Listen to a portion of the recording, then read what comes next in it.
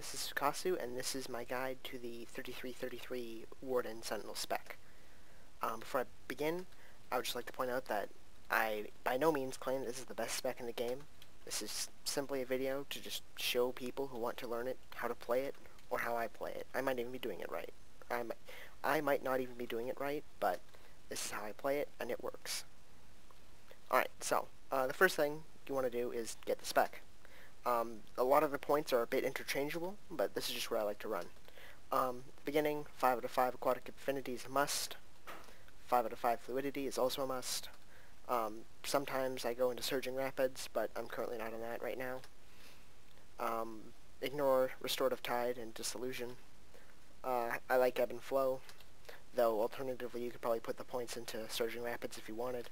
Orb to the stream is a must. 5 out of 5 still waters is a must. 5 out of 5 down is gift. Again, it's optional. I like tidal resonance. I think cascade is a must. Healing showers is a must. And overflow is a must. Rise of waters is pretty cool too. I just put the rest of my points. Honestly, it doesn't really matter how many points you have in Warden, as long as you have between 32 and 34 at the end of your point spending. A lot of it is just personal preference. On the Sentinel side, 5 out of 5 benediction is a must. Walk in the light is a must. Light concentration is definitely a must. I put some points in here to get bigger AoE heals. Many fights are in the raid content just stretch your AoE heals out, so it's very useful to have that. These two, healing invocation and lasting invocation, are a must. Enraptured breath I like. Protect the flock is a must. Empowering light is a must. Serendipity is a must, and healer's haste is personal preference. I usually forget to hit it, honestly. Sentinel's the same thing. As long as you have more than 32 points and 34 or less, you're fine. It's just I like spending my points this way. It's personal preference. In the last soul, I put Templar just for break free. I either have break free in there or the self buff, self shield. I mean, from the purifier tree. Again, personal preference. I just find this one's better.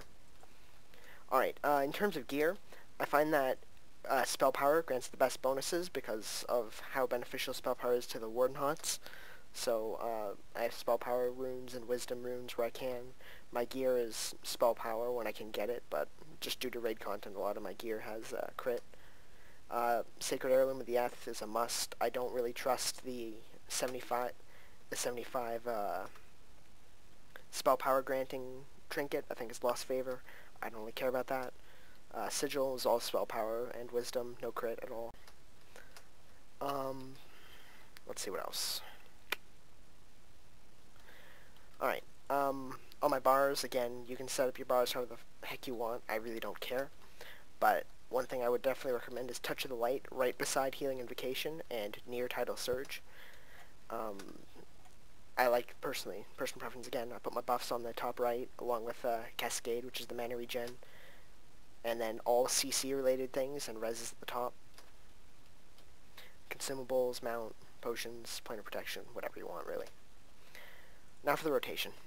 The rotation itself is extremely simple. You actually have more oh shit buttons than anything else. The first thing you always want to do is have 4 stacks of Soothing Stream on your target. Again, I would also recommend focus targeting, moving it somewhere near your bars.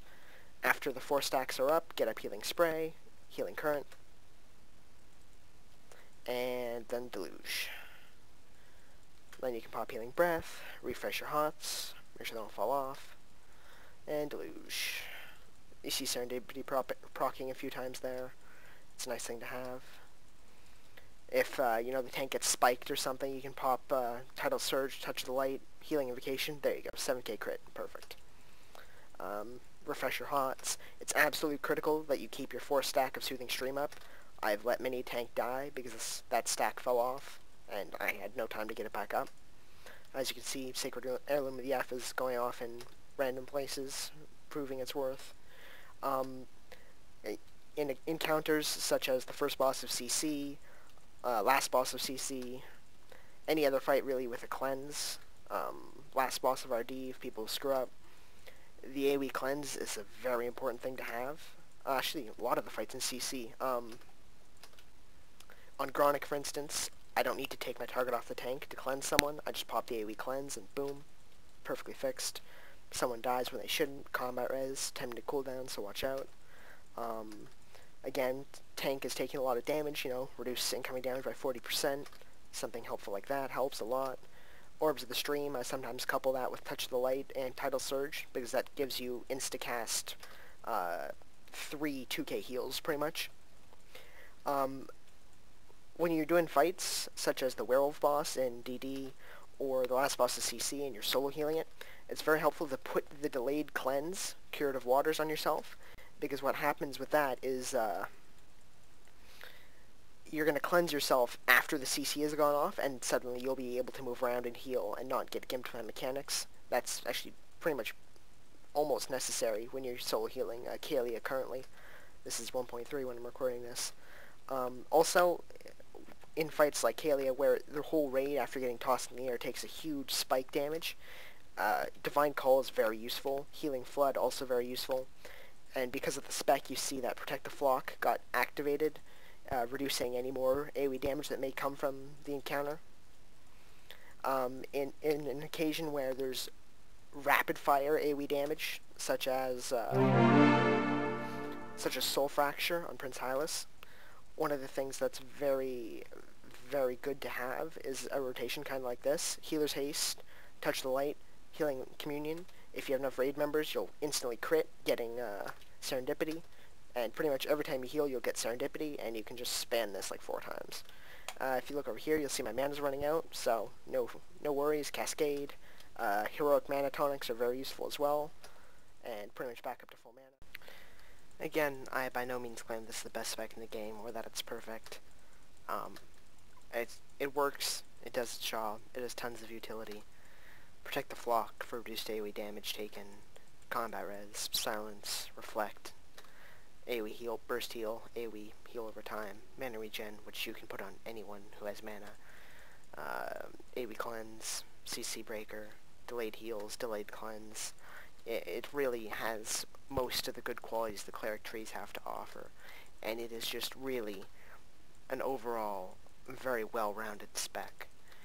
And as long as you remember to keep up your HOTS, you'll be able to keep the main tank up, and you can focus your efforts elsewhere in the raid. This is Sukasu, and I hope you found this guide helpful.